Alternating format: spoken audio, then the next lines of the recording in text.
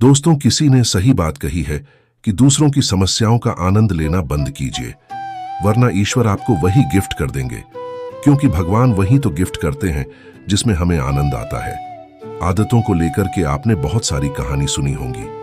जैसे आदत से मजबूर होना, पुरानी आदत है, जाते आते जाएगी, बहुत सारी कहावतें हैं।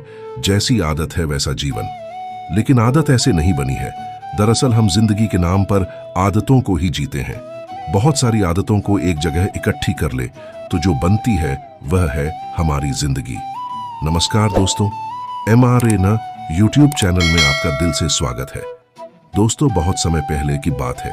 एक राजा था जो अपनी प्रजा और अपने परिवार का खूब ख्याल रखता था। लेकिन राजा को अपने आदमियों पर कुछ दिनों से संदेह था और उस राजा के 3 बहुत ही खास मंत्री भी थे जो उसका काम संभालते थे। लेकिन कुछ दिनों से राजा के उन 3 मंत्रियों में से कोई एक मंत्री ऐसा मंत्री था जो राजा के पैसों में गड़बड़ी कर रहा था और वह मंत्री अपने काम को भी ठीक से नहीं कर रहा था। अब राजा काफी दुविधा में था। राजा को यह समझ नहीं आ रहा था कि उन तीनों मंत्रियों में से कौन सा मंत्री बेईमान है और कौन सा मंत्री ईमानदार है। यह पता लगाने के लिए एक दिन राजा ने उन तीनों मंत्रियों को अपने पास बुलाया और कहा, देखो मंत्री जी, हमारा जन्मदिन आ रहा है, इसलिए आप तीनों को एक घने जंगल में जाना होगा और आप तीनों को एक एक बैग दे दिया जाएगा। उन तीनों को एक एक बैग दे दिया और उनसे कहा कि तुम तीनों को अलग अलग घने जंगल में छोड़ दिया जाएगा। उस जंगल में तुम लोगों को फल के पेड़ को ढूंढना है और अच्छे अच्छे और ताजा फल से इस ठेले को पूरा भर कर लाना है और तुम तीनों के पास सिर्फ आज शाम तक का ही समय है। राजा के कहे अनुसार वह तीनों मंत्री को जंगल में छोड़ आए। उसके बाद वह तीनों मंत्री जंगल में आ गए। उसके बाद पहला मंत्री बहुत ईमानदार और मेहनती था, तो उसने राजा के लिए बहुत सारे अलग अलग और अच्छे और ताजा फल से अपने ठेले को पूरा भर लिया। लेकिन उसे यह सब करने के लिए बहुत मेहनत करनी पड़ी। उसने अपना काम पूरा कर लिया था। वह बहुत थक चुका था और उसने अपना काम ईमानदारी से भी किया था। अब दूसरा मंत्री जो था वह बहुत ही चालाक था। उसने सोचा राजा के पास इतना समय थोड़ी है कि वह यह सब जांच करे कि मैंने अच्छे फल लाए हैं या खराब, तो बिना ज्यादा मेहनत किए उसे जैसे ही फल जमीन पर पड़े मिले उसने वह अपने ठेले में रख लिया, बिना यह सोचे कि वह अच्छे हैं या खराब। जो उसे जमीन पर पड़े फल मिले थे वह बहुत ज्यादा खराब थे और वह आराम से पेड़ के नीचे बैठ गया। अब तीसरा मंत्री जो था वह बहुत ही ज्यादा बेईमान और आलसी था।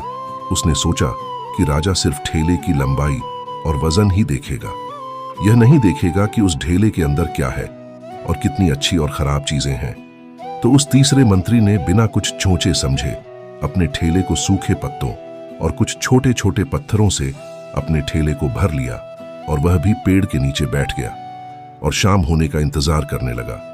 राजा के कहे मुताबिक समय समाप्त हो चुका था, शाम भी हो चुकी थी।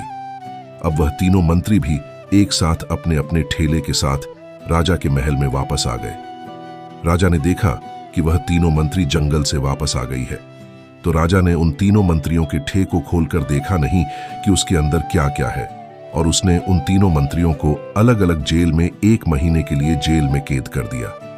राजा ने सिपाहियों को यह आदेश दिया कि इन तीनों को 1 महीने तक खाना नहीं दिया जाएगा और यह तीनों भी 1 महीने तक वही फल खाएंगे जो इन तीनों ने जंगल से अपने ठेले में भर कर लाए हैं। और उन तीनों मंत्री को राजा ने जेल में कैद कर दिया। तो जो पहला मंत्री था जिसने अपने ठेले में अच्छे और ताजा अलग अलग फल अपने ठेले में जमा किए थे, उसने जेल में 1 महीना आराम से गुजार लिए, अच्छे फल खाते हुए जो उसने खुद जमा किया था।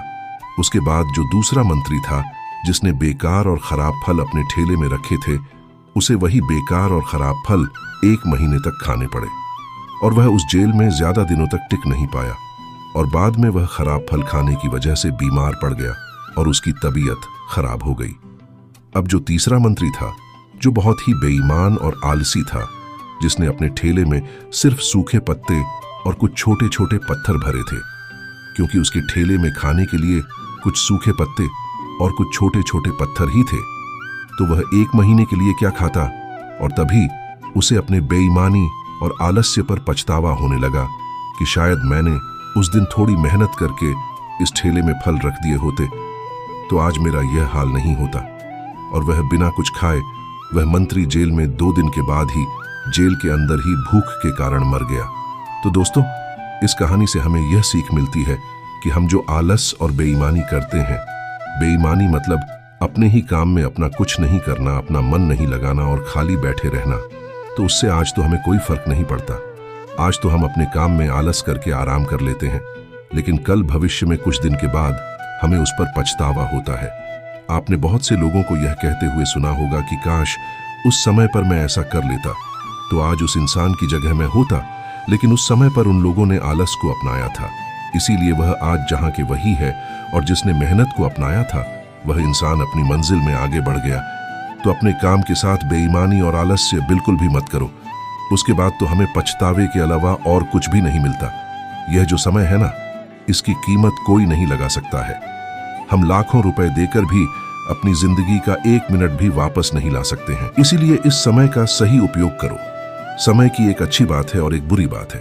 अच्छी बात यह है कि हम उसे किन चीजों में गुजारते हो, यह हमारे हाथ में होता है, और बुरी बात यह है कि समय गुजर जाता है और सभी के पास दिन में 24 घंटे होते हैं, गरीब के पास भी और अमीर के पास भी। बस ये हमारे हाथ में है कि हम उस समय से क्या नया कर सकते हो। तो अपने एक एक पल का हिसाब रखो कि हम उन्हें किन चीजों में गुजार रहे हैं। तो अगर आप इस कहानी को और भी लोगों तक पहुंचाना चाहते हो तो इस वीडियो को लाइक करो ताकि वीडियो को और भी लोगों तक पहुंचाए। दोस्तों, आपने आज के इस वीडियो से क्या सीखा वह मुझे आप कमेंट में बता सकते हैं। इसी के साथ में उम्मीद है कि आपको आज की वीडियो पसंद आई होगी। तो इस वीडियो को उस इंसान को शेयर करें जिससे यह कहानी सुनने की जरूरत है, और उसी के ठीक बाद चैनल को सब्सक्राइब करें। तो चलिए फिर मिलते हैं ऐसी एक और नई वीडियो में एक नए मैसेज के साथ। तब तक के लिए अपना ख्याल रखें। धन्यवाद और नमो बुद्धाय।